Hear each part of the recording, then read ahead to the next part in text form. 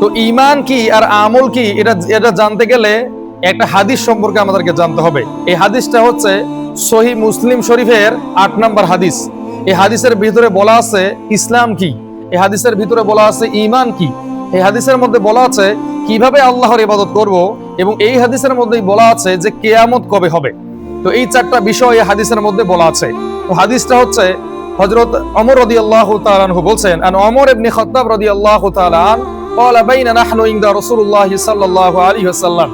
হযরত ওমর রাদিয়াল্লাহু তাআলা আনহু বলছেন, একদিন আমরা রাসূল সাল্লাল্লাহু আলাইহি ওয়াসাল্লামের নিকটে বসেছিলাম মসজিদে নববীর ভিতরে। এখন যেমন আপনারা বসে আছেন, এইভাবেই সাহাবায়ে কেরামরা রাসূল সাল্লাল্লাহু আলাইহি ওয়াসাল্লামের সামনে বসেছিলেন। যাতা ইয়াউমিন ইসতালা আলাইনা, এমন কি একজন ব্যক্তি মসজিদে নববীতে প্রবেশ করলো। রুজুলুন শাদীদু বায়াদিস সিয়াব, তার পাঞ্জাবিটা ছিল সাদা ধবধবে। লা ইউরা আলাইহি আসারুস সফর, এই ব্যক্তিকে দেখে মনে হয় না যে এই ব্যক্তি সফর করে এসেছে। বিষয়টা হচ্ছে একজন ব্যক্তি মসজিদে নববীতে প্রবেশ করলো, তার পাঞ্জাবিটা সাদা ধবধবে, চুলগুলো কালো কুচকুচে। তাকে দেখে মনে হয় যে এই মাত্র মনে হয় পাশের রুম থেকে পরিপাটি হয়ে মসজিদে নববীতে প্রবেশ করলো। কিন্তু মদিনার কোনো ব্যক্তি, এই মদিনার কোনো সাহাবী এই ব্যক্তিকে চেনে না। সাহাবারা অবাক হয়ে যাচ্ছেন, এ কোন ব্যক্তি যাকে চিনি না জানি না, আবার পরিপাটি। যদি কেউ দূর থেকে সফর করে আসে, সফরের কিছু আলামত পাওয়া যায়, যেমন তার শরীরটা ঘেমে যায়, কাপড়ের মধ্যে একটু ধুলে বালু লাগে, এরকম নানান আলামত কিন্তু প্রকাশ পায়। কিন্তু এই ব্যক্তিকে দেখে মনে হচ্ছে মনে হয় পাশের রুম থেকে একদম পরিপাটি হয়ে মসজিদে নববীতে প্রবেশ করলো। সাহাবায়ে কেরামরা এবার অবাক হয়ে যাচ্ছে, এ কোন ব্যক্তি, কিভাবে এখানে আসলো। এবার এই ব্যক্তি রুকবাতাইহি ইলা রুকবাতাই ওয়া কাফাইহি আলা ফাখিজাই, এবার এই ব্যক্তি সোজাসুজি একবারে রাসূল সাল্লাল্লাহু আলাইহি ওয়াসাল্লামের কাছে গেলেন এবং তার হাঁটুর সঙ্গে হাঁটু লাগিয়ে দিলেন। ওয়া কাফাইহি আলা ফাখিজাই, এবার রাসূলের যে হাঁটু আছে এই হাঁটুর মধ্যে হাত রাখলেন। কত বড় সাহস, চিন্তা করতেছেন। এবার হযরত ওমর রাদিয়াল্লাহু তাআলা আনহু ওখানে বসা, অন্যান্য সাহাবীরা বসা, তারা আসলে রাগ হয়ে যাচ্ছে। কোন ব্যক্তি যাকে চিনি না জানি না, যে রাসূলের কাছেও বসতে আমরা ভয় পাই, সেই রাসূলের হাঁটুর সঙ্গে হাঁটু লাগিয়ে দিয়েছে, আবার উরুর মধ্যে হাত রাখতেছে। এবার প্রশ্ন করতেছে, ইয়া মুহাম্মদ ফাখবিরনি আনিল ইসলাম, বলতেছে হে মুহাম্মদ আমাকে ইসলাম সম্পর্কে বলেন। এবার রাসূল সাল্লাল্লাহু আলাইহি ওয়াসাল্লাম সেই ব্যক্তির উপর রাগ করলেন না, গুসা করলেন না। এবার তিনি ইসলামের সংজ্ঞা বোঝাচ্ছেন। তিনি বলছেন যে ইসলামটা হচ্ছে আনতা শাহাদা আল্লাহ ইলাহা ইল্লাল্লাহ ওয়া আন্নাকা মুহাম্মাদুর রাসূলুল্লাহ। আল্লাহ পাকের দরবারে অগণিত শুকরিয়া যে আল্লাহ পাক দুনিয়ার সমস্ত কাজ থেকে আমাদেরকে বিরত রেখে মাগরিবের নামাজ জামাতে আদায় করার মতো তৌফিক দান করেছেন। আমরা খুশি হয়ে বলি আলহামদুলিল্লাহ। আল্লাহ তাআলা বলে, যখন কোনো ব্যক্তি আল্লাহর নিয়ামত পাওয়ার পরে শুকরিয়া আদায় করে, আল্লাহ তাআলা নিজ দায়িত্বে তার এই নিয়ামতকে বৃদ্ধি করে দেন, তার উপর রাজি খুশি হন এবং পরবর্তীতে সে যেন নেক আমল করতে পারে সেই তৌফিক দান করেন। আর যখন কোনো ব্যক্তি নিয়ামত পাওয়ার পরে শুকরিয়া আদায় করে না, অর্থাৎ আল্লাহর সঙ্গে বিরোধিতা করে, আল্লাহকে ছোট করে দেখে দুনিয়ার কাজকে বড় মনে করে এবং আল্লাহর আইনের বিরোধিতা করে, আল্লাহ তাআলা নিজ দায়িত্বে তাকে লাঞ্ছিত করেন দুনিয়ার মধ্যে এবং কঠিন কিয়ামতের ময়দানে তার জন্য জাহান্নামের আগুন অবধারিত হয়ে যায়। আল্লাহ তাআলা বলে, মান কানা ইউরিদুল আজিলাতা আজ্জালনা লাহু ফীহা মা নাশাউ লিমান নুরিদু সুম্মা জাআলনা লাহু জাহান্নাম ইয়াসলাউনাহা মাযমুমান মাদহুরা। যখন কোনো ব্যক্তি আল্লাহর কাছ থেকে দুনিয়াকে চায়, আল্লাহ রাব্বুল আলামিন তাকে দুনিয়া দেয়, তবে তার জন্য জাহান্নামের আগুনকে প্রস্তুত করে রাখে। এই জন্য কখনোই আল্লাহর কাছে আমরা দুনিয়াবি কোনো কিছু চাইবো না, তাহলে আল্লাহ কিন্তু নারাজ হয়ে যাবেন। তো আজকে যে আমরা এখানে বসতে পেরেছি, এটা আল্লাহর কাছে শুকরিয়া আদায় করার মতো একটা ব্যাপার না। বাংলাদেশে কোটি কোটি মানুষ আছে, এই পাড়ায় মহল্লায় হাজার হাজার মানুষ আছে, সবার কিন্তু সৌভাগ্য হয় না এখানে বসার জন্য। আল্লাহ রাব্বুল আলামিন আমাদেরকে যাচাই বাছাই করে তার প্রিয় বান্দাদের খাতায় নামটা লিখে নিয়েছেন, এই জন্য আমরা এখানে বসতে পেরেছি। এই জন্য আমরা বলি আলহামদুলিল্লাহ। দরুদ এবং সালাম বর্ষিত হোক সেই নবীর প্রতি যার দায়িত্ব পালন করার জন্য আমরা এখানে বসে গেছি। রাসূল সাল্লাল্লাহু আলাইহি সাল্লাম ইন্তেকাল করেছেন, মানে তিনি আর দ্বীনের দাওয়াতটা দিতে পারতেছেন না, তবে তিনি আমাদেরকে এই দায়িত্ব দিয়ে গেছেন, আমরা তার দায়িত্বটা পালন করতেছি। যদিও তার মতো আমরা পারবো না বা তার মতো পালন করা সম্ভব না, তবে আমরা আমাদের সাধ্যমতো যতটুকু পারি করার চেষ্টা করতেছি। তো সেই রসুলের প্রতি আমরা সকলেই দরুদ পড়ি, সবাই বলি সাল্লাল্লাহু আলাইহি ওয়াসাল্লাম। আর রসুল সাল্লাল্লাহু আলাইহি ওয়াসাল্লাম বলেন, যার কানে আমি মুহাম্মাদের নামটা পৌঁছে গেল, এই ব্যক্তি দরুদ শরীফ পাঠ করলো না, এই ব্যক্তি ধ্বংস হবেই, আজ হোক আর কাল হোক। এই জন্য আজকের এই পুরো লেকচারে যতবার নবীর নাম উচ্চারিত হবে সকলেই বলবেন সাল্লাল্লাহু আলাইহি ওয়াসাল্লাম। এখানে আজকে ঈমান ও আমল সম্পর্কে কথা হবে। তো ঈমান কি আর আমল কি, এটা জানতে গেলে একটা হাদিস সম্পর্কে আমাদেরকে জানতে হবে। এই হাদিসটা হচ্ছে সহিহ মুসলিম শরীফের 8 নম্বর হাদিস। এই হাদিসের ভিতরে বলা আছে ইসলাম কি, এই হাদিসের ভিতরে বলা আছে ঈমান কি, এই হাদিসের মধ্যে বলা আছে কিভাবে আল্লাহর ইবাদত করব, এবং এই হাদিসের মধ্যেই বলা আছে যে কিয়ামত কবে হবে। তো এই 4টা বিষয় এই হাদিসের মধ্যে বলা আছে। তো হাদিসটা হচ্ছে হযরত ওমর রাদিয়াল্লাহু তাআলা আনহু বলছেন, আন ওমর ইবনে খাত্তাব রাদিয়াল্লাহু তাআলা আন ক্বালা বাইনা নাহনু ইনদা রাসূলুল্লাহ সাল্লাল্লাহু আলাইহি ওয়াসাল্লাম। হযরত ওমর রাদিয়াল্লাহু তাআলা আনহু বলছেন, একদিন আমরা রাসূল সাল্লাল্লাহু আলাইহি ওয়াসাল্লামের নিকটে বসেছিলাম মসজিদে নববীর ভিতরে। এখন যেমন আপনারা বসে আছেন, এইভাবেই সাহাবায়ে কেরামরা রাসূল সাল্লাল্লাহু আলাইহি ওয়াসাল্লামের সামনে বসেছিলেন। যাতা ইয়াউমিন ইসতালা আলাইনা, এমন কি একজন ব্যক্তি মসজিদে নববীতে প্রবেশ করলো। রজুলুন শাদীদু বায়াদিস সিয়াব, তার পাঞ্জাবিটা ছিল সাদা ধবধবে। লা ইউরা আলাইহি আসারুস সফর, এই ব্যক্তিকে দেখে মনে হয় না যে এই ব্যক্তি সফর করে এসেছে। বিষয়টা হচ্ছে একজন ব্যক্তি মসজিদে নববীতে প্রবেশ করলো, তার পাঞ্জাবিটা সাদা ধবধবে, চুলগুলো কালো কুচকুচে। তাকে দেখে মনে হয় যে এই মাত্র মনে হয় পাশের রুম থেকে পরিপাটি হয়ে মসজিদে নববীতে প্রবেশ করলো। কিন্তু মদিনার কোনো ব্যক্তি, এই মদিনার কোনো সাহাবী এই ব্যক্তিকে চেনে না। সাহাবারা অবাক হয়ে যাচ্ছেন, এ কোন ব্যক্তি যাকে চিনি না জানি না, আবার পরিপাটি। যদি কেউ দূর থেকে সফর করে আসে, সফরের কিছু আলামত পাওয়া যায়, যেমন তার শরীরটা ঘেমে যায়, কাপড়ের মধ্যে একটু ধুলে বালু লাগে, এরকম নানান আলামত কিন্তু প্রকাশ পায়। কিন্তু এই ব্যক্তিকে দেখে মনে হচ্ছে মনে হয় পাশের রুম থেকে একদম পরিপাটি হয়ে মসজিদে নববীতে প্রবেশ করলো।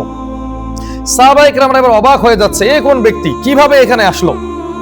এবার এই ব্যক্তি রুকবাতাইহি ইলা রুকবাতাই ওয়া ওয়া কাফাইহি আলা ফাখিজাই, এবার এই ব্যক্তি সোজাসুজি একবারে রাসূল সাল্লাল্লাহু আলাইহি ওয়াসাল্লামের কাছে গেলেন এবং তার হাঁটুর সঙ্গে হাঁটু লাগিয়ে দিলেন।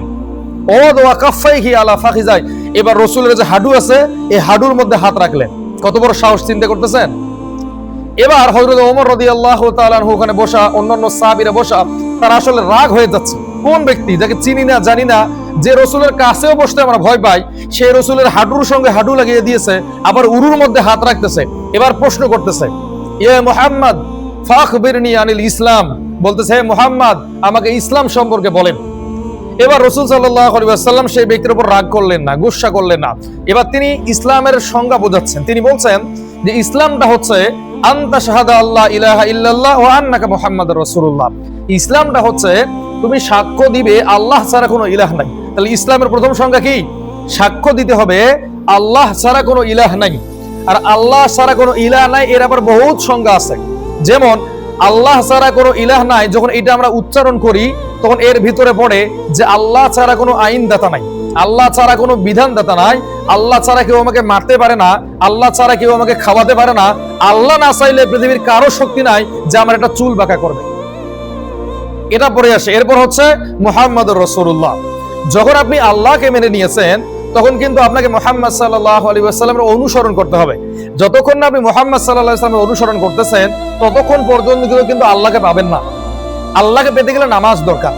নামাজটা আপনি কিভাবে পড়বেন? অবশ্যই রাসূল সাল্লাল্লাহু আলাইহি ওয়াসাল্লামের তরিকা অনুযায়ী পড়বেন, সুন্নাহ অনুযায়ী পড়বেন।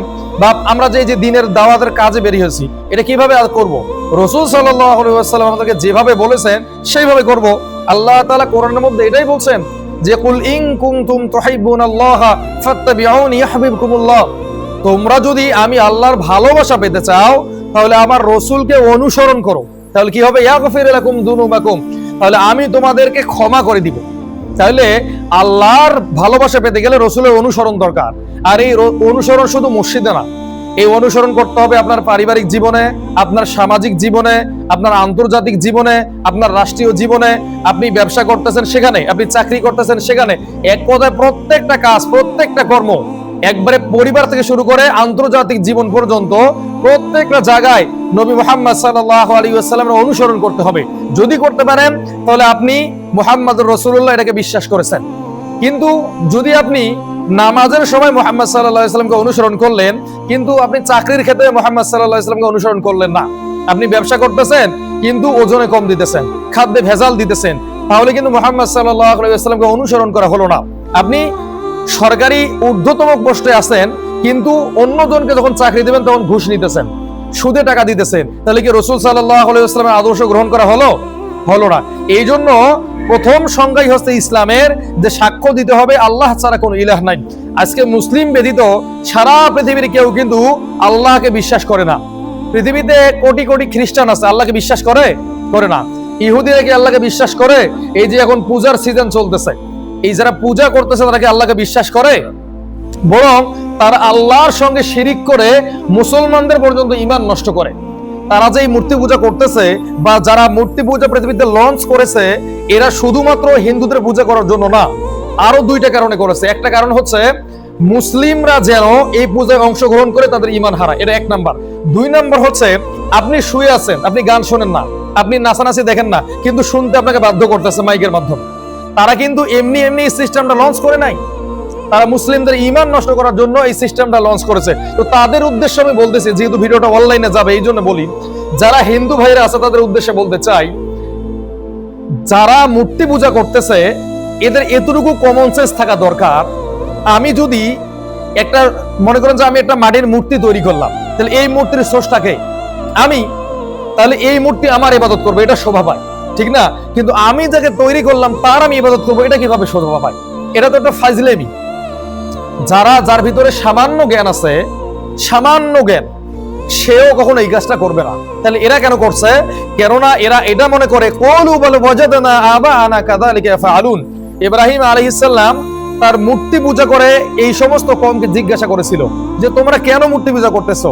তখন তার সম্প্রদায় বলেছিল কলু বল ওয়াজাদনা আবাআনা কাযালিকা ইয়াফআলুন, আমাদের এই মূর্তি আমাদের ভালো করতে পারে না, আমাদের এই মূর্তি আমাদের খারাপ করতে পারে না, তবে আমরা আমাদের পিতৃপুরুষদেরকে দেখেছিলাম এইভাবে ইবাদত করার জন্য, এই জন্য আমরা করি। আজকে আপনি হিন্দুদেরকে জিজ্ঞাসা করেন, এইটাই উত্তর দিবে যে আমাদের বাপদাদারা করে গেছে, আমরা করতেছি। তাছাড়া তারা কোনো যুক্তি দিতে পারবে না। আমরা যদি তাদের কাছে বলি যে ওলুনা আবুদু আসনামান ফানাযাল্লু লাহা আকিফিন, তোমাদের এই মূর্তিকে তোমাদেরকে খাওয়ায়, তোমাদের পান করায়, তোমাদের ভালো মন্দ করতে পারবে? কি উত্তর দিবে? কিছু উত্তর দিতে পারবে না। বরং তারাও জানে যে এই মূর্তির কোনো ক্ষমতা নাই, শুধু তারা বাপদাদা পিতৃপুরুষদের ঐতিহ্যকে রক্ষা করার জন্য এবং মুসলিমদের ঈমানকে ধ্বংস করার জন্য এই কর্মকাণ্ড করতেছে। তো আমরা এটার প্রতিবাদ জানাই এবং নিন্দা জানাই, এবং প্রত্যেকটা মুসলিম পরিবারকে সাবধান হতে হবে আমরা যেন কোনোভাবেই তাদের এই কার্যকলাপে অংশগ্রহণ না করি। কিন্তু আমাদের দুর্ভাগ্য, ওখানে যারা দেখবেন যারা মাইক ভাড়া দিয়েছে এরা মুসলিম, যারা প্রথম কাতারে বসে আছে সারিতে এরাও মুসলিম, যারা আবার সেখানে নাচানাচি করতেছে এরাও মুসলিম। হিন্দু থেকে মুসলিমদের সংখ্যা বেশি। তো এটা আমাদের জোরালো হাত দিয়ে বাধা দিতে হবে, কোন মুসলিম পরিবারের সন্তান, কোন মুসলিম যেন এই মূর্তি পূজা যেতে না পারে।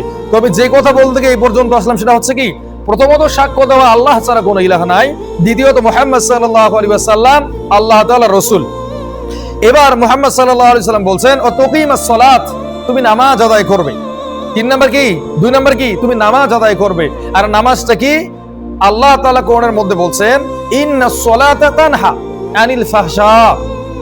যদি কোনো ব্যক্তি নামাজ আদায় করে, এর মূলত লাভ হচ্ছে নামাজি ব্যক্তিকে সমস্ত পাপাচার থেকে এই নামাজ রক্ষা করবে। রাসূল সাল্লাল্লাহু আলাইহি ওয়াসাল্লাম তো এইভাবে বলছেন যে একজন ব্যক্তি চুরি করে, সাহাবারা নবীজির কাছে বিচার দিল, হে আল্লাহ রাসূল, এই ব্যক্তি তো চুরিও করে নামাজও পড়ে।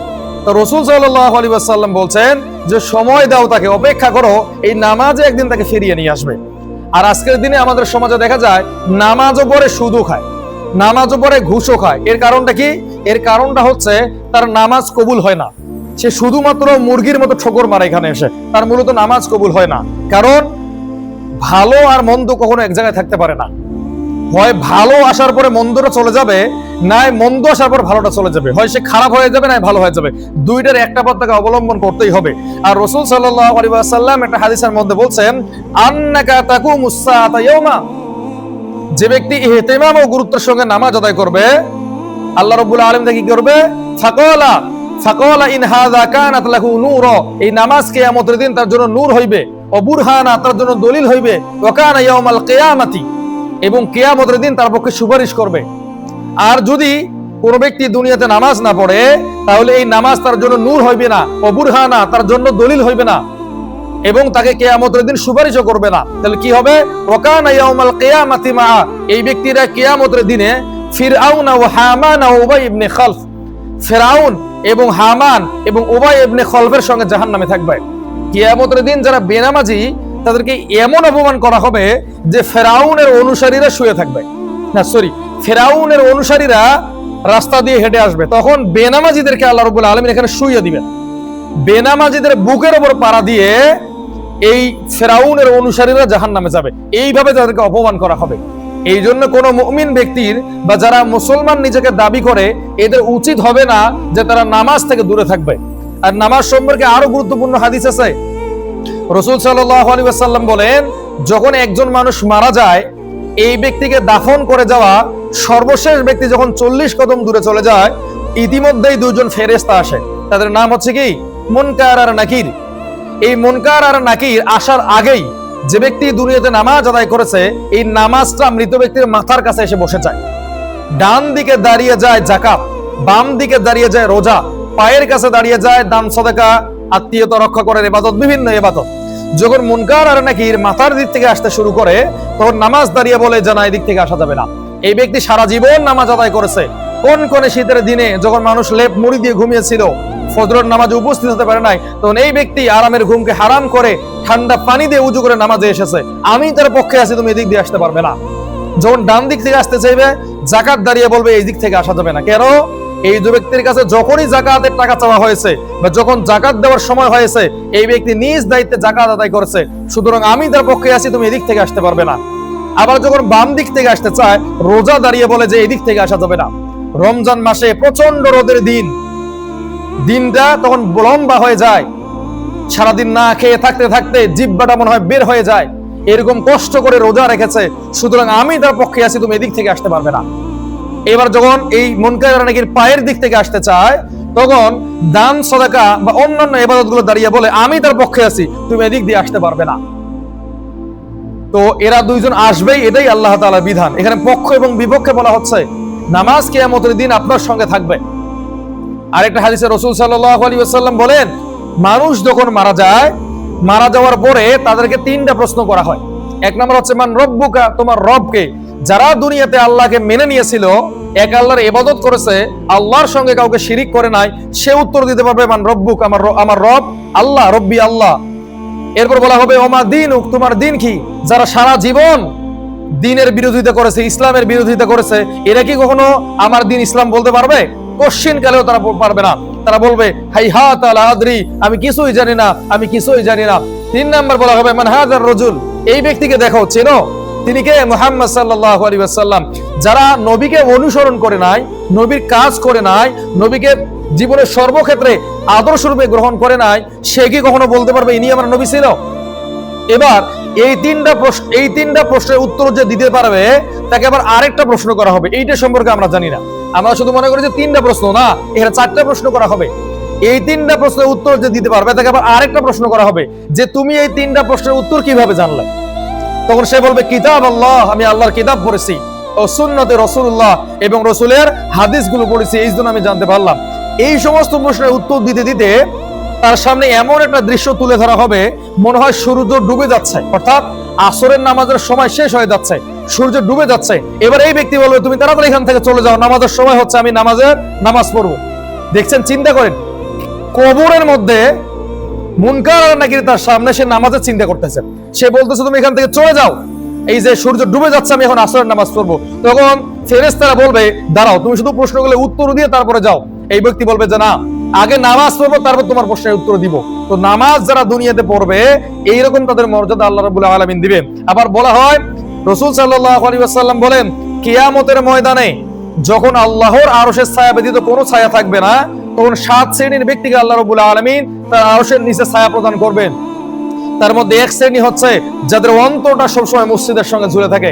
আজান যখন তার কানে পড়ে, তার মনের মধ্যে অস্থিরতা শুরু হয়ে যায়, সে আর ঘরে থাকতে পারে না, বাজারে থাকতে পারে না, দুনিয়ার কোনো কাজ তার কাছে ভালো লাগে না, সে আজান শোনার সঙ্গে সঙ্গে মসজিদে চলে আসে।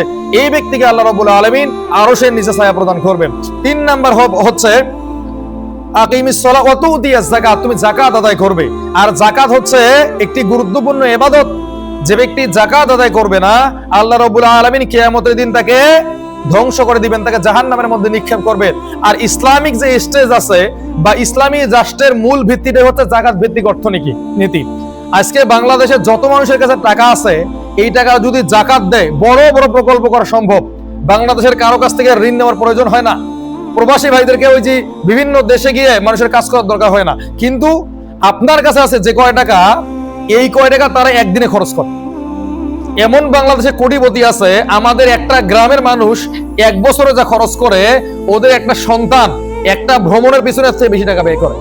এই সমস্ত মানুষদের কাছে জোর করে যাকাত আদায় করতে হবে। ওমর রাদিয়াল্লাহু তাআলা আনহু তরবারি নিয়ে বের হতেন, যে যাকাত দিবে না তার গর্দন থেকে মাথাটা আলাদা করে দিব, যার দেহ থেকে মাথাটা আলাদা করে দিব।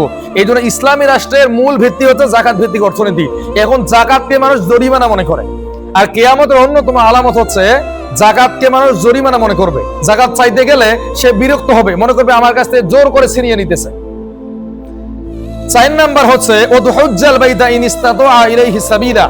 5 নাম্বার হচ্ছে তুমি তোমার সাধ্যমতো বাইতুল্লাহ গিয়ে হজ করবে। যদি তোমার সাধ্য থাকে, তোমার যদি সামর্থ্য থাকে, তুমি জীবনে একবার হলেও বাইতুল্লাহ গিয়ে হজ করবে। এবার এই ব্যক্তি বলতেছে ক্বালা সাদাকাতা, তুমি সত্য কথা বলেছো। ফাজিবনা লাহু ইয়াসালুহু ওয়া ইউসাদ্দিকু। এবার সাহাবায়ে কেরামরা অবাক হয়ে যাচ্ছে, এ কোন ব্যক্তি নিজেই নবীজিকে প্রশ্ন করলো, উত্তর শোনার পরে আবার নিজেই সাক্ষ্য দিতেছে যে তুমি ঠিক বলেছো। এবার এই ব্যক্তি প্রশ্ন করতেছে ফাখবিরনি আনিল ঈমান, যে আমাকে ঈমানের সংজ্ঞাগুলো বলেন। তখন রাসূল সাল্লাল্লাহু আলাইহি ওয়াসাল্লাম বলছেন, ঈমানটা হচ্ছে আনতুমিনা বিল্লাহ, তুমি আল্লাহর প্রতি ঈমান আনবে। আজকে কিন্তু আল্লাহর প্রতি আমরা শুধুমাত্র মুখে মুখে ঈমান এনেছি। ঈমান আনতে হবে প্রথমে অন্তরে, এরপরে মুখে, এরপরে কাজে করবে। আজকে আমরা শুধু মুখে মুখেই বলি যে আল্লাহকে মানি, আল্লাহ আমার রব, আল্লাহ আমার স্রষ্টা, অন্তরেও অনেক ক্ষেত্রে বিশ্বাস করি, আবার অনেক ক্ষেত্রে করি না।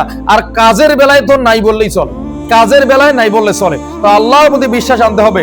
আল্লাহ তাআলা বলে আল্লাযীনা ইউমিনুনা বিল গায়ব, যারা গায়েবের প্রতি বিশ্বাস করবে এরা মূলত মুমিন। আর আল্লাহর যত বিধান আমাদেরকে দিয়েছেন সবগুলাই গায়েব। নামাজ পড়লে যে আপনি জান্নাতে যাবেন, এটা কি দেখা যায়? কেউ প্রমাণ করতে পারবে না নামাজ পড়লে জান্নাতে যাব দুনিয়াতে? কিতাব বিশ্বাস করতে হবে, আল্লাহকে বিশ্বাস করতে হবে, তারপরে ইয়াকিন আসবে। এরপর হচ্ছে মান আমানা বিল্লাহ ওয়া মালাইকা, ফেরেশতাদের উপর বিশ্বাস করতে হবে। ফেরেশতাদেরকে কি দেখা যায়? এই যে আমাদের এই মজলিসের চতুর্দিকে অসংখ্য ফেরেশতা বসে আছে, এটা কি দেখা যায়? এটা বিশ্বাস করা লাগবে না? আল্লাহ রাসূল তো এভাবে বলেছেন, যেখানে কোরআন এবং হাদিসের কথা হয়, দ্বীনের কথা হয়, এর চতুর্দিকে আল্লাহর রহমতের ফেরেশতারা বসে যায়। একজনের কাঁধের উপর আরেকজন, আরেকজনের কাঁধের উপর আরেকজন, এইভাবে আল্লাহ রাব্বুল আলামিনের আরশ পর্যন্ত তারা পৌঁছে যায়। আল্লাহর কাছে গিয়ে বলে, হে আল্লাহ, অমুক মসজিদে কিছু বান্দা আপনার প্রশংসা করতেছে। তোর আল্লাহ তাআলা জানে, তারপর জিজ্ঞাসা করে, তোমরাই তো একদিন বলেছিলে যে এই মানুষেরা আল্লাহর ইবাদত করবে না, নাফরমানি করবে, খুনোখুনি করবে, মারামারি করবে। তোমরা আজকে বলতেছো যে আমার বান্দারা আমার ইবাদত বندگی করে, আমাকে নিয়ে কথাবার্তা বলে, আমার রাসূলের সুন্নাহকে আলোচনা করে। তোর আল্লাহ তাআলা এই সমস্ত ফেরেশতাদেরকে বলে, তোমরা সাক্ষী দেখো, এই সমস্ত বান্দাদেরকে আমি ক্ষমা করে দিলাম। সুতরাং আমাদের চতুর্দিকে ফেরেশতারা আছে, এটা বিশ্বাস করতে হবে। আর ফেরেশতাদের সংখ্যা কত এটাও বলা আছে। আমাদের যে মক্কা শরীফ আছে বা কাবা শরীফ আছে, এই কাবা শরীফের বরাবর চতুর্থ আসমানে একটা মসজিদ আছে, যেটার নাম হচ্ছে বাইতুল মামুর। এই বাইতুল মামুর যখন দুনিয়া সৃষ্টি হয়েছে, তার আগে বাইতুল মামুর সৃষ্টি করা হয়েছে। প্রত্যেক দিন এই বাইতুল মামুরে ফেরেশতারা তাওয়াফ করে, 70,000 ফেরেশতা। যে ফেরেশতা একবার এই বাইতুল মামুরে তাওয়াফ করেছে, কিয়ামত পর্যন্ত সে আর এখানে সুযোগ পাবে না। তাহলে চিন্তা করেন যে আল্লাহর ফেরেশতার সংখ্যা কত। আজকে আমরা মানুষ অহংকার করি, মনে করি যে আল্লাহ আমাদেরকে ধরতে পারবে না। আল্লাহর যে কত ফেরেশতা আছে, এই সমস্ত যদি থুতু নিক্ষেপ করে পৃথিবীতে সমুদ্র হয়ে যাবে। তো ফেরেশতাদের উপর বিশ্বাস করতে হবে। এরপর কুতুবিহি, কিতাবের উপর বিশ্বাস করতে হবে। কোরআন ছাড়া কিন্তু অন্যান্য কিতাব আমরা দেখি নাই। দেখেছি তাওরাত, দেখেছি ইনজিল, দেখেছি জাবুর, দেখেছি দেখি নাই। তবে আমরা বিশ্বাস করব না। যত কিতাব পৃথিবীতে এসেছে সমস্ত কিতাবকে আমাদেরকে বিশ্বাস করতে হবে। তবে আগের কিতাবগুলো ওগুলো রহিত হয়ে গেছে, ওই সমস্ত কিতাবকে বিশ্বাস করতে হবে, কিন্তু মানতে হবে কোরআনকে। রাসূল সাল্লাল্লাহু আলাইহি ওয়াসাল্লাম এই কথাই বলছেন যে তোমরা কোরআনকে তোমাদের পথপ্রদর্শন হিসাবে বেছে নাও। কোরআন তোমাদেরকে যেভাবে চালায় সেভাবে চলো। কোরআন তোমাদেরকে যেভাবে কাজ করতে বলে সেভাবে করো, তাহলে তোমরা দুনিয়া এবং আখিরাতে সফল হবে। এরপর হচ্ছে ওয়াল ইয়াউমিল আখিরি, কিয়ামতের দিনের উপর বিশ্বাস করতে হবে। কিয়ামতের দিন নামে যে একটা দিন আছে এটা কিন্তু অনেকে বিশ্বাস করে না। এমনকি এখন আমরা দেখতে পাচ্ছি মুসলিম নিজেকে দাবি করার পরও কিয়ামতকে বিশ্বাস করতেছে না। আর আজকে পশ্চিমা সভ্যতা, ইউরোপ আমেরিকার মানুষ কিয়ামতকে প্রমাণ করতে চায়। কিয়ামতকে কি প্রমাণ করা যায়? কিয়ামত যে আছে এটা কিভাবে বুঝবো? একটা সংক্ষেপে বলি। মনে করেন যারা গার্মেন্টসে চাকরি করে, সারা বছর চাকরি করার পরে একটা পেনশন পাওয়ার দিন আসে না? বা যারা সরকারি চাকরি করে সারা জীবন কাজ করার পরে একটা সময় আসে না যখন তারা ভাতা পাবে, পেনশন পাবে, আসে না? তো আল্লাহ রাব্বুল আলামিন যে আমাদেরকে দুনিয়াতে পাঠিয়েছেন, আমরা কি করলাম না করলাম এর জন্য কি একটা দিন থাকবে না? আর এইটাই হচ্ছে কিয়ামতের দিন। আপনি কি করলেন না করলেন এর বিচার আল্লাহ রাব্বুল আলামিন সেই দিন করবে। আর কিয়ামতের দিনটা যদি না থাকতো তাহলে আমরা কত বড় বিপদে পড়তাম জানেন? মনে করেন একজন আমার উপর জুলুম করতেছে, আমার অর্থ নাই, শক্তি নাই, তার সঙ্গে আমি পারতেছি না, এই জন্য কি তার বিচার হবে না? আল্লাহ রাব্বুল আলামিন এই লোকটার বিচার করার জন্যই কিয়ামতের দিনটা রাখছেন। আল্লাহ তাআলা যে আমাদেরকে এত নিয়ামত দিলেন, এই সমস্ত নিয়ামত পাওয়ার পরে আমরা যে আল্লাহকে ভুলে গেলাম, এর জন্য কি আমরা শাস্তি ভোগ করবো না? আল্লাহ তাআলা এই জন্যই কিয়ামতের দিনটা রাখছেন। এই জন্য কিয়ামতের দিনে যারা বিশ্বাস করবে না তারা মুমিনই হতে পারতেছে না। এরপর হচ্ছে ভালো মন্দ তাকদীরের উপর বিশ্বাস করা। এই যে তাকদীর আমাদের আছে, আর তাকদীর মানে কপাল না, তাকদীর মানে হচ্ছে আল্লাহ রাব্বুল আলামিন ভালো মন্দ যেটা লিখেছেন। আল্লাহ রাব্বুল আলামিন কিন্তু সর্বপ্রথম কলম সৃষ্টি করেছেন, এটা কি আমরা জানি? আল্লাহর প্রথম সৃষ্টি কি? আল্লাহর প্রথম সৃষ্টি হচ্ছে কলম। আল্লাহ রাব্বুল আলামিন যখন কলম সৃষ্টি করলেন, বললেন যে উকতুব, লিখো। এবার কলম বলতেছে মা হাযা আকতুব, আমি কি লিখবো? তখন আল্লাহ তাআলা কলমকে বললেন যে কিয়ামত পর্যন্ত যা যা হবে সব লিখে ফেলো। এমনকি রাসূল সাল্লাল্লাহু আলাইহি ওয়াসাল্লাম যখন আল্লাহ তাআলার সঙ্গে সাক্ষাৎ করতে গিয়েছিলেন মিরাজে, তখন এই কলমের লেখার খসখস আওয়াজটা তিনি কানে শুনেছেন। তার মানে কলম এখনো লিখতেই আছে।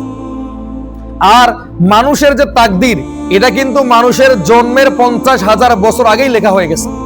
আপনি কিভাবে, কখন আপনার মৃত্যু হবে, কখন আপনার জন্ম হবে, আপনি কাকে বিয়ে করবেন, দুনিয়াতে কি করবেন, এটা কিন্তু লেখা হয়ে গেছে। তবে কিছু কিছু বিষয়গুলো পরিবর্তন হয় কিছু ভালো আমলের কারণে। যেমন আপনার তাকদীরে একটা বিপদ লেখা আছে, এটা আল্লাহ রাব্বুল আলামিন লিখেছেন, কিন্তু এই বিপদটা আপনি চাইলে দোয়ার মাধ্যমে এবং দানের মাধ্যমে এটা পাল্টাইতে পারবেন। আর কিছু বিষয় আছে এগুলো হচ্ছে পাল্টানো যায় না। যেমন কিছু বিষয় ঝুলন্ত থাকে, যেমন আপনি বড় হয়ে কি হবেন এটা ঝুলন্ত আছে, কিন্তু আপনি কবে মারা যাবেন এটার মধ্যে কোনো পরিবর্তন হবে না। আপনি কবে জন্মগ্রহণ করবেন এটার মধ্যে পরিবর্তন হবে না। আপনি কাকে বিবাহ করবেন এটার মধ্যে পরিবর্তন হবে না। তবে আপনি জীবনে কিভাবে উন্নতি অগ্রগতি করবেন, আপনি মুমিন হবেন না মুনাফিক হবেন, এই সমস্তগুলো ঝুলন্ত অবস্থায় আছে। এগুলো দোয়ার মাধ্যমে, ভালো আমলের মাধ্যমে বা কোনো দিনদার মানুষের সঙ্গে মেশার কারণে আল্লাহ রাব্বুল আলামিন এগুলোকে পরিবর্তন করে। তো তাকদীরের উপর আমাদেরকে বিশ্বাস করতে হবে। সর্বদা ভাগ্যেও আল্লাহ তাআলা লিখেছেন, এর উপর বিশ্বাস রাখতে হবে। এরপর হচ্ছে ভালো মন্দ তাকদীরের উপর বিশ্বাস। এরপর হচ্ছে পুনরায় জীবিত হওয়ার উপর বিশ্বাস করা। মৃত্যুর পর যে আল্লাহ রাব্বুল আলামিন আমাদেরকে জীবিত করবেন এই বিষয়ে কোনো সন্দেহ আছে? আজকে কিন্তু আমেরিকান মহাকাশ সংস্থা নাসার বিজ্ঞানীরা মৃত মানুষকে জীবিত করার মানে কৌশল বা তারা এই বৈজ্ঞানিক সিস্টেম আবিষ্কার করেছে। তারা আজকে চেষ্টা করতেছে কিভাবে মৃত মানুষকে জীবিত রাখা যায়। সেদিন একটা নিউজ দেখলাম, প্রতিবেদনে বলা হচ্ছে যার 3 কোটি টাকা আছে সে নাকি আবার জীবিত হতে পারবে। তো আমি দেখলাম যে বিষয়টা কি, এটা কি সত্যি কিনা। তবে বিষয়টা এমন না, কোনো মানুষ মৃত্যুর পর জীবিত হতে পারে না। তবে তারা কিছু রোবোটিং সিস্টেম চালু করেছে। মনে করেন যে আপনি মারা গেছেন, আপনার দেহের মধ্যে রোবোটিং সিস্টেম চালু করবে, আপনার মতোই চেহারা থাকবে, আপনার মতো শরীর থাকবে। তো আপনি তখন রোবোটিং মাধ্যমে, ইলেকট্রনিক বিষয়ের মাধ্যমে কথাবার্তা বলতে পারবেন। এটাকেই তারা জীবিত বলতেছে। তবে আমরা বলি কি এটাও একটা শিরক, আল্লাহ সৃষ্টির মধ্যে হস্তক্ষেপ করা, এটাও একটা শিরক। আল্লাহ রাব্বুল আলামিন রোবটের মাধ্যমে জীবিত থাকার আমাদের দরকার নাই। যখন কিয়ামত সংঘটিত হবে আল্লাহ তাআলা আমাদেরকে এমনি জীবিত করবেন না। তো এগুলো হচ্ছে ঈমানের সংজ্ঞা। এবার রাসূল সাল্লাল্লাহু আলাইহি ওয়াসাল্লাম যখন এই সংজ্ঞাগুলো তাকে বললেন, তিনি বলতেছে ক্বালা সাদ্দাকাতা, তুমি সত্য কথা বলেছো। ফাআজিবনা লাহু ইয়াসালুহু ওয়া ইউসাদ্দিকু। আবার সাহাবায়ে বলছে কি ব্যাপার, এই ব্যক্তি প্রশ্ন করে উত্তর শুনে আবার নিজেই বলে যে তুমি সত্য কথা বলেছো। এবার এই ব্যক্তি আবার জিজ্ঞেস করতেছে ফাখবিরনি আনিল ইহসান, আমাকে ইহসান সম্পর্কে বলেন। আর ইহসান শব্দটা শুনলে আমরা মনে হয় কারো উপর দয়া করা, এটা মনে করি না? মনে হয় যে কাউকে কিছু দান করতে হবে, একজন অসহায় আসছে তাকে খাবার দিতে হবে, এমনটা মনে করি। তবে ইহসানের সঙ্গে এটা না। রাসূল সাল্লাল্লাহু আলাইহি সাল্লাম বলছেন ইহসানটা হচ্ছে আনতা আবুদাল্লাহ কাআন্নাকা তারা, তুমি এমন ভাবে আল্লাহর ইবাদত করবে যেন তুমি আল্লাহকে দেখতেছো। মনে করেন যে আপনার সামনে এসপি সাহেব দাঁড়াই আছে, এসপি সাহেবের সামনে আপনি কি দৌড়াদৌড়ি করতে পারবেন? মোবাইলটা বের করে টিপতে পারবেন? মানে এলোমেলো অবস্থায় দাঁড়াতে পারবে? একজন এসপি সাহেবের সামনে যদি আপনি নিজের ভদ্রতা বজায় রাখেন, নিজেকে পরিপাটি রাখেন বা শালীন ভাষায় কথা বলেন, তাহলে যে আল্লাহ আপনাকে সৃষ্টি করেছে সেই আল্লাহর সামনে আপনি তাহলে কতটা গুরুত্বের সঙ্গে দাঁড়াবেন। তো এটাই রাসূল সাল্লাল্লাহু আলাইহি সাল্লাম বলছেন যে তুমি এমন ভাবে আল্লাহর ইবাদত করবে যেন তুমি আল্লাহকে দেখতেছো। ওয়াইল্লাম তাকুন তারাহু, তবে কারো যদি মনে হয় যে আমি আল্লাহকে তো দেখতেছি না, তাহলে কি ওয়াইল্লাম তাকুন তারাহু ফাইন্নাহু ইয়ারাক, তাহলে তুমি এটা মনে করবে যে আল্লাহ তোমাকে দেখতেছে। দুইটার একটা, হয় তুমি আল্লাহকে দেখতেছো, না হলে আল্লাহ তোমাকে দেখতেছে। যারা আজকে সরকারি চাকরি করে এরা যদি মনে করে যে আল্লাহ আমাকে দেখতেছে, ঘুষ নেওয়া সম্ভব। যারা দোকানদারি করে এরা যদি মনে করে আল্লাহ আমাকে দেখতেছে, ওজনে কম দেওয়া সম্ভব। এই জন্য এটাই হচ্ছে আল্লাহর মূলত ইবাদত, এটাই হচ্ছে ইহসানের সংজ্ঞা, যে তুমি এমন ভাবে আল্লাহর ইবাদত করবে যেন তুমি আল্লাহকে দেখতেছো। এবার এই ব্যক্তি বলতেছে ক্বালা সাদ্দাকতা, তুমি সত্য কথা বলেছো। ফাজিবনা আলাইহি ইয়াসালুহু ওয়া ইউসাদ্দিকু। এবার সাহাবায়ে কেরামরা অবাক হয়ে যাচ্ছেন, কি ব্যাপার? নিজেই প্রশ্ন করে আবার নিজেই সত্যতা প্রমাণ করে। এবার এই ব্যক্তি আবার প্রশ্ন করতেছে কি ফাখবিরনি আনিস সাআ, আমাকে কিয়ামত সম্পর্কে বলেন। কিয়ামত সম্পর্কে কি রাসূল জানেন? নবীজি সাল্লাল্লাহু আলাইহি ওয়াসাল্লাম বলেন মাল মাসউলুন আনহা বিআলামা মিনাস সাইল, আসলে কিয়ামত কবে হবে এর দিন তারিখ আমি জানি না। অমুক তারিখে, অমুক দিনে, অমুক মাসে, অমুক বছরে কিয়ামত হবে এটা আমি জানি না। এই বিষয়ে প্রশ্নকারী এবং উত্তরদাতার জ্ঞান সমান। তখন এই ব্যক্তি বলতেছে যে ফাখবিরনি আন আমারাতিহা, তাহলে আপনি আমাকে কিছু কিয়ামতের আলামত বলেন। কিয়ামতের আলামত আছে না? কিয়ামতের আলামত গুলোকে বিশ্ব বরেণ্য আলেমের ওলামারা তিনটা ভাগে বিভক্ত করেছেন। হাদিসটা সহ বলি। একদিন রাসূল সাল্লাল্লাহু আলাইহি ওয়াসাল্লাম রাস্তা দিয়ে হেঁটে যাচ্ছিলেন। তিনি দেখলেন যে সাহাবায়ে কেরামরা কোনো একটা বিষয় নিয়ে কথা বলছে। তিনি কাছে গিয়ে তাদেরকে জিজ্ঞাসা করলেন যে তোমরা কি নিয়ে কথা বলছো? তখন সাহাবায়ে কেরাম বলছে ইয়া রাসূলুল্লাহ, আমরা কিয়ামত নিয়ে কথা বলছি। তখন রাসূল সাল্লাল্লাহু আলাইহি ওয়াসাল্লাম বলতেন শুনে রাখো, 10টা আলামত না দেখা পর্যন্ত কিয়ামত হবে না। এটা হচ্ছে কিয়ামতের বড় বড় 10টা আলামত। আর এই হাদিসের মধ্যে রাসূল সাল্লাল্লাহু আলাইহি ওয়াসাল্লাম 2টা আলামতের কথা বলতেছেন। একটা হচ্ছে কি আনতালিদাল আমাতু রাব্বাতাহা ওয়া আনতারুল হুফাতাল উরাতাল আলাতা রিয়া আশ-শাইয়াতা তাওলুনা ফিল বুনিয়ান। এখানে 2টা আলামতের কথা বলা আছে। একটা হচ্ছে যখন তুমি দেখবে নগ্ন পায়ের ব্যক্তিরা, যাদের পায়ে পরার মতো জুতা ছিল না, যাদের খাবার মতো করে খাবার ছিল না, যাদের পরার মতো পোশাক ছিল না, এরা যখন উঁচু উঁচু বিল্ডিং করার প্রতিযোগিতা করবে তখন তুমি কিয়ামতের জন্য প্রস্তুতি নাও। এর জলজান্ত প্রমাণ হচ্ছে আরব দেশগুলো। সৌদি আরবের দিকে তাকান, এই দুবাই শহরের দিকে তাকান। 1971 সালে তাদের জন্ম। বাংলাদেশ যখন স্বাধীন হয়েছে তখন আজকে পৃথিবীর সব থেকে উঁচু বিল্ডিং বুরুজ খলিফা তারা তৈরি করে ফেলেছে। অথচ এক সময় তাদের কাজ ছিল মাছ ধরে খাওয়া। এক সময় তারা খাবার পেত না। যখন না তেলের খনি আবিষ্কার হলো তখন না তারা উন্নতি হলো। এই যে কাতারের দিকে তাকান, কাতারের মানুষের একটা সময় কাজ ছিল মাছ বিক্রি করে খাওয়া। তারা দিনের পর দিন না খেয়েছিল। যখন তেল এবং গ্যাসের খনি আবিষ্কার হলো, এখন তাদের দেশে যাবেন উঁচু উঁচু বিল্ডিং ছাড়া কিচ্ছু দেখবেন না। আর এই হাদিসটাও শুনে রাখেন, রাসূল সাল্লাল্লাহু আলাইহি ওয়াসাল্লাম বলেছেন কিয়ামতের আগে আল্লাহ রাব্বুল আলামিন সমস্ত নগরীকে, সমস্ত শহরকে ধ্বংস করে দিবে। প্রত্যেকটা বিল্ডিং হয়ে যাবে কবরস্থান। যখন ঝিলঝাল মানে ভূমিকম্পের বছরগুলো আসবে এবং বিল্ডিং গুলো ধসে পড়বে, তখন প্রত্যেকটা বিল্ডিং হয়ে যাবে একটা করে কবরস্থান। বিল্ডিং এর নিচে শত শত মানুষ পরে মারা যাবে।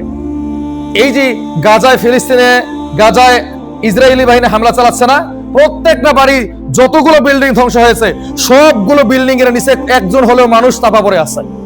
প্রত্যেকটা বিল্ডিং আছে কবরস্থান হয়ে গেছে।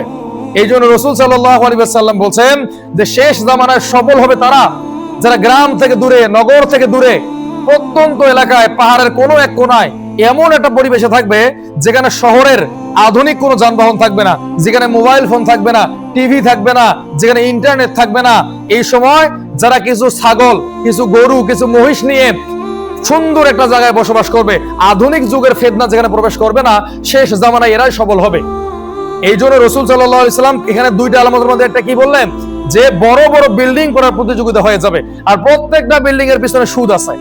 ঢাকা শহরে যত মানুষ বিল্ডিং করেছে প্রত্যেকটা বিল্ডিং এর পিছনে আল্লাহু আলাম কয়েকটা বাদে প্রত্যেকটা বিল্ডিং এর পিছনে সুদ আছে।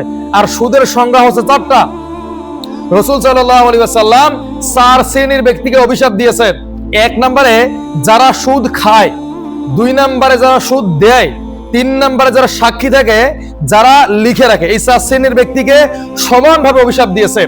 আর সুদের সর্বনিম্ন পাপের স্তর কি? নিজের মাকে ধর্ষণ করা। এটা হচ্ছে সর্বনিম্ন পাপ। কেউ যদি 1 টাকা সুদ খায়, সে যেন তার মাকে ধর্ষণ করেছে।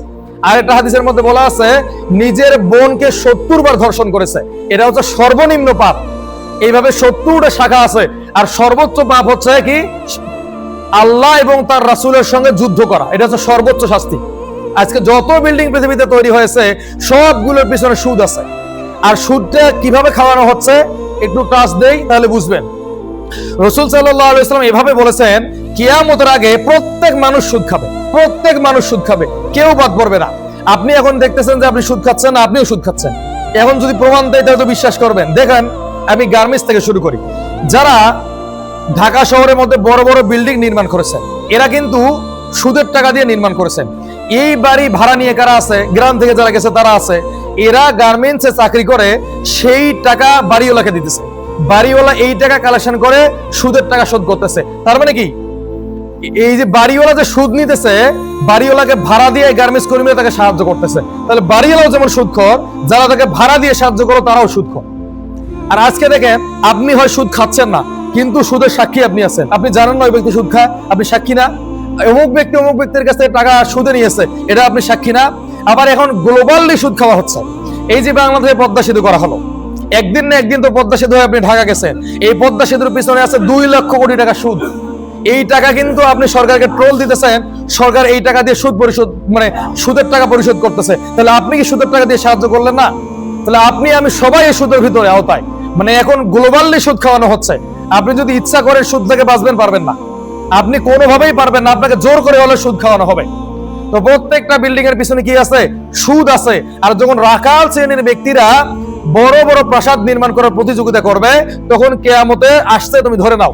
রাসূল সাল্লাল্লাহু আলাইহি ওয়াসাল্লাম এই হাদিসের মধ্যে আরো বলছেন আরেকটা আলামত, যখন তুমি দেখবে দাসী তার মুনিবকে জন্ম দিয়েছে, তখন তুমি ধরে নিবে যে কিয়ামত এসে গেছে।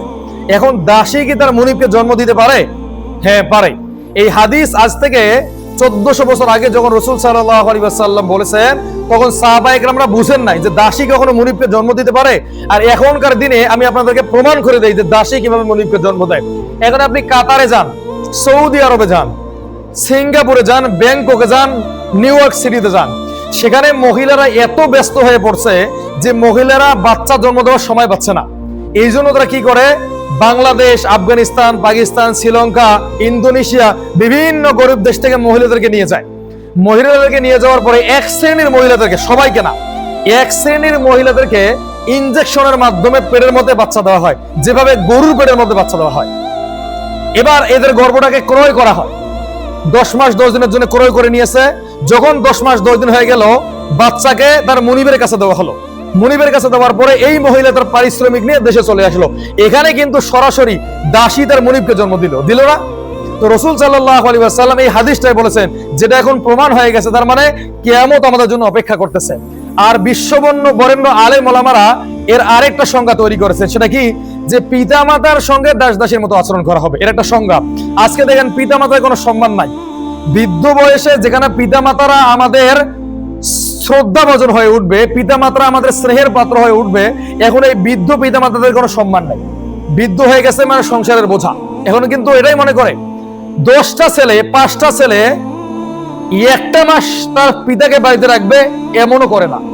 আবার এখন দেখা যায় যে 5 দিন করে ভাগ করে নাই। মানে পিতা মাতা এতই তাদের কাছে বোঝা যে তার সন্তান বা তার স্ত্রী তাকে রাখতেই চাচ্ছে না। মনে হচ্ছে যে এই মুরব্বী বা তার বাবা বাড়িতে থাকলে মনে হয় বাড়িটা জাহান্নাম হয়ে গেছে, মানে এরকম তারা মনে করতেছে। অথচ এই পিতা মাতা কষ্টের পর কষ্ট সহ্য করে নিজে খেয়ে না খেয়ে এই সন্তানকে লালন পালন করেছে।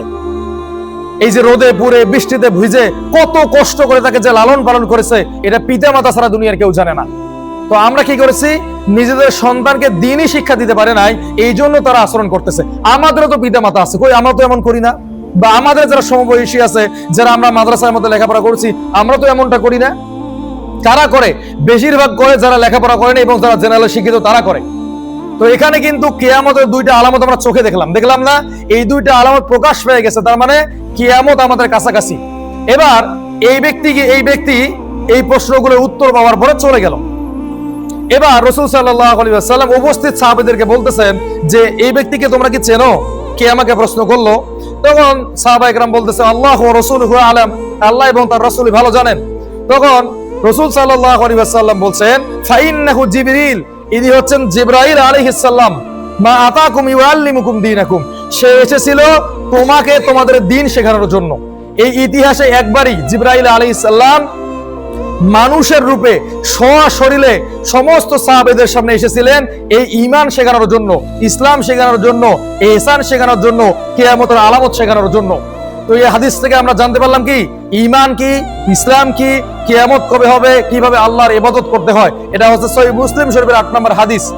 তো আল্লাহ রাব্বুল আলামিন এই হাদিসটার উপর আমাদেরকে আমল করার মতো তৌফিক দান করুক। ওয়া আখিরুদ দাওয়ানা আলহামদুলিল্লাহি রাব্বিল আলামিন। আসসালামু আলাইকুম ওয়া রাহমাতুল্লাহি ওয়া বারাকাতুহু।